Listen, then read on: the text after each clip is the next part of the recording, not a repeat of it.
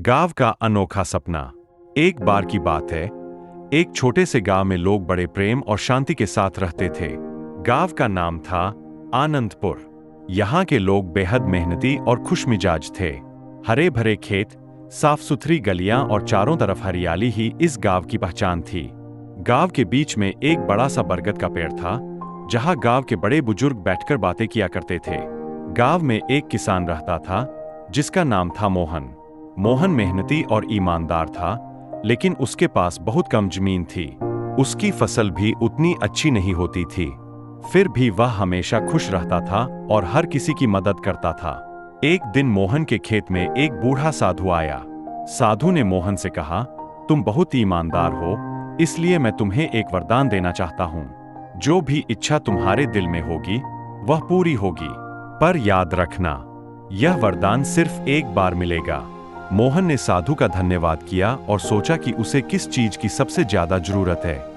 वह अपने छोटे से खेत को देखकर सोचने लगा कि अगर उसके पास बड़ी जमीन होती तो वह ज्यादा फसल उगा सकता था और गांव के हर व्यक्ति की मदद कर सकता था। उसने साधु से कहा, मुझे ऐसी जमीन चाहिए जहां मैं बहुत सारी फसल उगा सकूं और गांव के हर व्यक्ति को खाना दे सकूं। साधु ने मुस्कुराते हुए कहा, तुम्हारी इच्छा पूरी हो जाएगी, और वह गायब हो गया। अगले दिन जब मोहन अपने खेत पर गया, तो उसने देखा कि उसका छोटा सा खेत अब बहुत बड़ा हो गया है।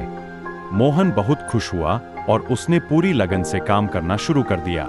वह दिन रात मेहनत करने लगा और उसकी फसलें इतनी अच्छी हुईं कि पूरे गांव में कभी भी खाने की कमी नहीं रही। गांव के लोग उसकी उदारता की तारीफ करने लगे। लेकिन समय के साथ मोहन के दिल में थोड़ा सा अहंकार आ गया।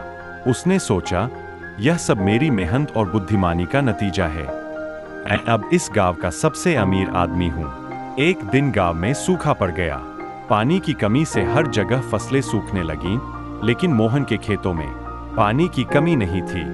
लोग मोहन से मदद मांगने लगे, पर अब मोहन का दिल कठोर हो गया था।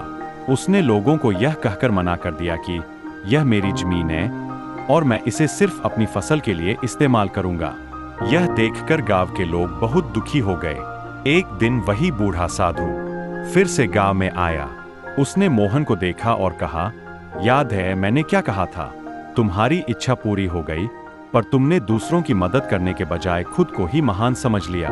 अब वक्त आ गया है कि मैं अपना वरदान वापस ले लूं। साधु के ये शब्द सुनते ही मोहन की जमीन फिर से छोटी हो गई और उसकी सारी फसलें सूख गईं। मोहन को अपनी गलती का एहसास हुआ। उसने साधु से माफी मांगी और गांव वालों के पास जाकर अपनी गलती कबूल की। गांव वालों ने उसे माफ कर दिया और सबने मिलकर फिर से उसकी मदद की। मोहन ने सीखा कि असली खुशी और संपत्ति दूसरों की मदद में है, न कि सिर्फ अपने लिए जीने में।